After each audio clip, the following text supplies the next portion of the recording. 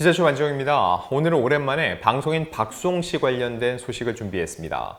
이 박수홍 씨의 친형 내외, 거액을 횡령한 혐의로 지금 항소심이 진행이 되고 있는데 최근 열린 재판에서 의미심장한 재판부의 요구가 나왔습니다. 아울러 이 긴 재판에서 사실상 처음으로 친형이 횡령을 인정한 부분에 대한 얘기까지 나왔다고 하는데 과연 어떤 이야기일지 지금부터 말씀드리겠습니다. 일단 최근 재판 이야기입니다. 지난 6월 13일 서울고등법원에서 이 특정경제범죄 가중처벌 등에 관한 법률 위반, 즉 횡령 혐의로 기소된 박수홍 친형 부부에 대한 항소심 6차 공판이 진행됐습니다. 이날 재판에는 박 씨 부부 그리고 변호인단, 박수홍 씨의 변호인이 참석을 했는데 이 법원에서 박수홍 씨의 출연료 등을 횡령한 혐의로 기소된 친형 부부에게 재산 형성 과정에 대해서 상세히 설명해 줄 것을 요구했습니다. 자, 이 부분이 왜 중요하냐면요.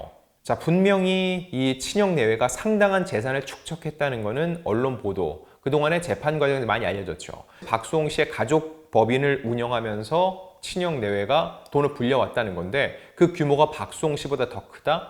그렇다면은 이 돈이 박수홍 씨에서 나온 게 아니라면은 무엇인가? 이 부분을 입증해 보라는 거죠. 자, 근데 이날 공판에서 납득하기 힘든 상황이 하나 포착됐다고 합니다. 뭐였냐면은 이 과정, 사실 횡령 여부, 금전 흐름, 이게 전문가가 아니면 보기가 힘들죠. 그래서 재판부가 전문 심리위원에게 이 내용을 맡겼습니다. 근데 이날 재판부는 이렇게 얘기를 합니다. 전문 심리위원에게 감정을 맡기기 어려운 상황이다. 이와 관련된 부분을 증거로 사용할 수는 없지만 양측이 의견을 함께 제시한 결과를 바탕으로 결론을 내리겠다고 얘기를 했습니다. 이게 무슨 얘기냐면요. 일단 박 씨 부부의 혐의와 관련된 문제가 되고 있는 회계장부를 놓고 검찰과 이 친형 내외 변호인단과 의견을 주고받았는데 일단 검찰이 재판에 앞서서 감적 촉탁 신청서를 제출했지만 예산 문제를 들면서 재판부가 받아들이지 않았어요. 대신 전문 심리위원을 지정하자고 제안을 했습니다.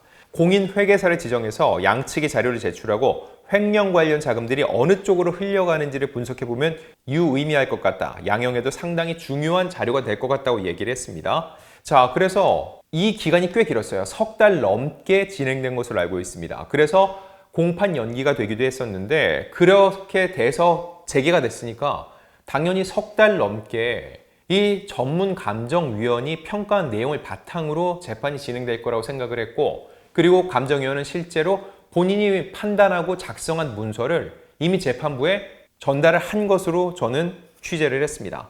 근데 이와 관련해서 재판부가 이런 얘기를 합니다. 해당 심리위원이 감정과 관련해 심리적 부담을 느끼고 있다고 덧붙였습니다.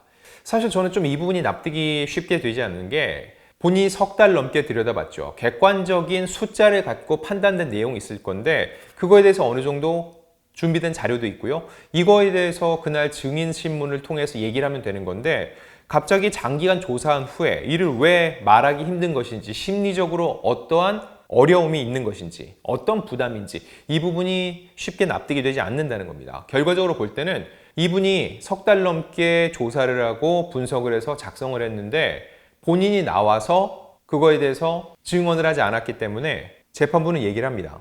증거로 사용할 수는 없다. 다만 그 내용을 재판부가 이미 읽어서 알고는 있을 거 아니에요. 그래서 양측이 의견을 함께 제시한 결과를 바탕으로 결론을 내리겠다고 얘기를 했고 1심에서 무죄 관련 내용인 박수홍의 개인 계좌 관리에 대해 양측 모두 성명해달라고 요청하기도 했습니다. 자, 여기서 재판부가 중점적으로 본 게 뭐냐? 양측의 재산 형성 과정입니다. 이 가족의 형태를 보면은요, 일단 박수홍 씨가 연예인으로 돈을 벌고 그의 형이 이를 관리하는 가족 법인 시스템입니다. 박수홍 씨가 미혼임에도 이제 학원 등에서 돈이 쓰였다. 이걸 보면은 친형 내외의 자녀들에게 쓰인 것으로 보는 게 굉장히 유력하죠. 근데 이거에 대해서도 1심 법원은 가족 법인이기에 어느 정도는 용인을 했다는 겁니다. 자, 근데 중요한 건 뭐죠? 돈을 버는 주체가 누구? 박수홍 씨입니다. 그러면 돈은 박수홍 씨가 벌어오면은 그 돈에 대해서 가장 큰 권리를 가진 사람은 누구일까요? 박수홍 씨인 게 인지상정이겠죠. 물론 박수홍 씨가 나는 10개 벌어와서 나는 2개만 가지게 형이 8개 가져 라고 할 수 있지만 박수홍 씨는 그런 적이 없다고 얘기를 하고 있어요. 근데 현재까지 재산 형성된 걸 보면은 박수홍 씨보다 친형 내외가 더 많아 보인다는 게 재판부의 판단으로 보입니다. 이에 대해서 재테크를 잘했다라고 친형 내외가 앞서서 얘기를 한 적이 있는데 그동안 박수홍 씨의 재산도 같이 돌봐준다고 했는데 그렇다면 왜 박수홍 씨 재산은 크게 못 불리고 친형 내외의 재산만 크게 불리게 됐는지 이런 부분도 재판부는 묻고 있는 것으로 보입니다. 자, 그래서 재판부는 박 씨 부부를 향해서 박수홍과 박 씨 부부의 재산 형성 결과를 보면 박수홍의 경우 마곡상가 50% 지분 외에는 별다른 부동산 취득이나 금융자산 증가는 잘 안 보이는데 혹시 증가된 게 있는지 밝혀달라고 요청을 했고요. 즉 박수홍 씨가 그렇게 장기간 활동을 하고 돈을 벌어온 거에 비해서는 재산 형성, 재산 증식이 별로 돼 보이지 않는다는 얘기입니다. 아울러 박 씨 부부는 4개의 부동산을 취득, 기존 부동산에 있던 근저당권 채무도 변제하고 여러 보험도 가입했다. 이런 금융자산도 좀 증가한 것으로 보이는데 양측의 재산 형성 차이가 어떻게 되는지 구체적으로 정리해주면 좋겠다. 이 부분이 제가 볼 땐 중요해 보여요. 이게 무슨 얘기냐면은 일단 4개의 부동산을 취득을 했는데 부동산을 취득할 때 여러분 100% 내 돈, 현금 내고 사는 사람 많지 않죠? 그래서 은행에서 돈을 빌리거나 근저당권을 형성을 하죠. 그럼 뭐예요? 빌린 돈인 체크가 되죠. 근데 부동산에 있던 근저당권 채무도 변제가 됐다. 이게 무슨 얘기일까요? 그만큼 현금을 갚았다는 거예요. 근데 재판부가 볼 때는 돈은 박수홍 씨가 벌어서 왔고 친형내외가 다른 경제활동, 이런 현금을 버는 활동을 딱히 한 것 같진 않은데 어디서 그 현금이 생겨서 근저당권 채무를 변제를 했느냐 그리고 여러 보험을 가입했느냐 이걸 묻는 겁니다. 그러니까 그 현금이 어디서 생겼는지 어떻게 생겨서 근저당권을 채무를 변제할 수 있었는지 이것을 입증하라는 내용으로 보입니다. 그리고 양측의 재산 현황 차이가 어떻게 되는지 구체적으로 정리를 해주셨으면 좋겠다. 과연 어느 쪽 재산이 더 많은지도 정리를 해서 보여달라 이 의미입니다. 자, 궁극적으로 볼 때 이 외에도 재산 형성 정도의 차이가 보이는 이유에 대해서 설명하라는 거 말씀드렸죠. 재판부는 수입원이 거의 박수홍의 연예활동 수입이었던 것 같은데 이 수익을 바탕으로 양측의 재산 형성 정도가 차이가 나는 이유가 무엇인지 알려달라. 박수홍 씨가 아까 말씀드렸다시피 돈을 벌어옵니다. 나눴겠죠. 정말로 100번 양보해서 5대5 박수홍 씨가 벌어온 돈의 절반은 가족들한테 줬다고 해봅시다. 그럼에도 불구하고 같이 재테크를 했으면 재산 형성이 비슷해야 되는데 차이가 난다는 거예요. 형 쪽이 더 많다는 거죠. 왜 그런지를 설명하라는 게 재판부의 주문입니다.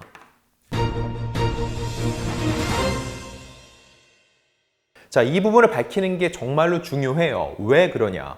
1심에서 형에게 징역 2년, 형수는 무죄가 선고됐고 그 다음 항소심이 진행됐습니다. 지난해 7월 박수홍 씨가 항소심 공판 증인으로 나왔는데 그때 이런 얘기를 했어요.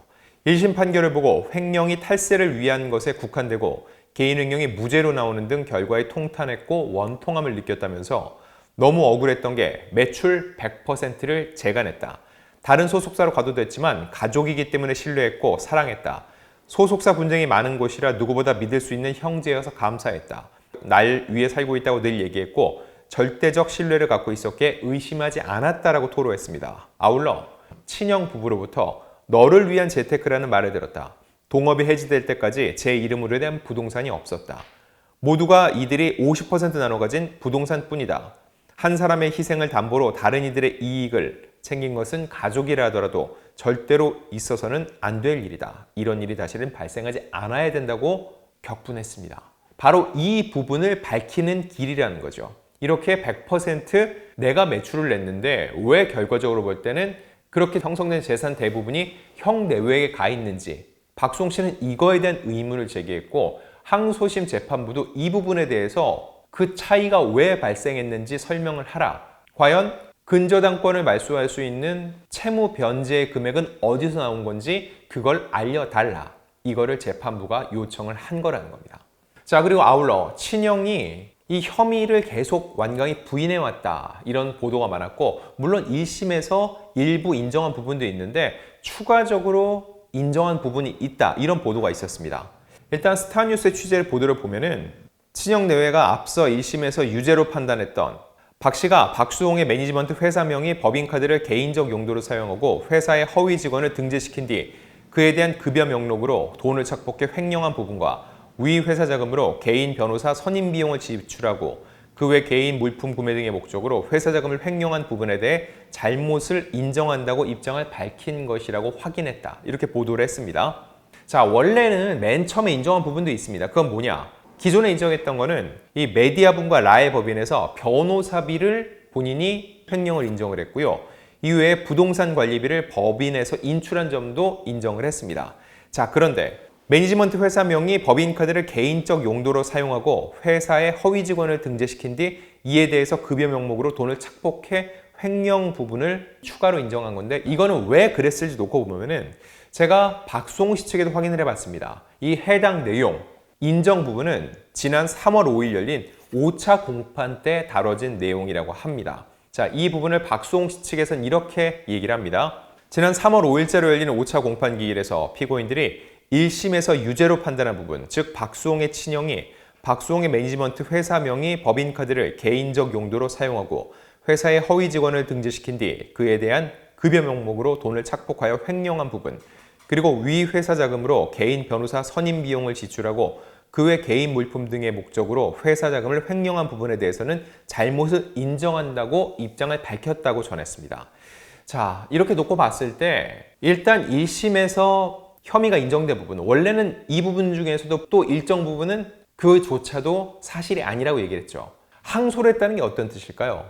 즉, 앞서 1심에서 유죄로 인정한 부분에 대해서도 나는 억울하다. 이게 통상 항소의 이야기일 텐데, 근데 1심 부분에 대해서 인정을 했다. 이 이야기는 즉 1심 때보다는 본인의 잘못을 더 광범위하게 인정을 한 거겠죠. 다만 이미 법원을 통해서 인정된 부분까지는 인정을 하되 다른 부분에 대해서는 여전히 사실이 아니라고 부인하고 있는 상황이기 때문에 과연 이 부분이 어떻게 2심 재판부에서 판단받게 될지, 이 부분이 향후 재판에서 핵심 내용이 될 것으로 보입니다.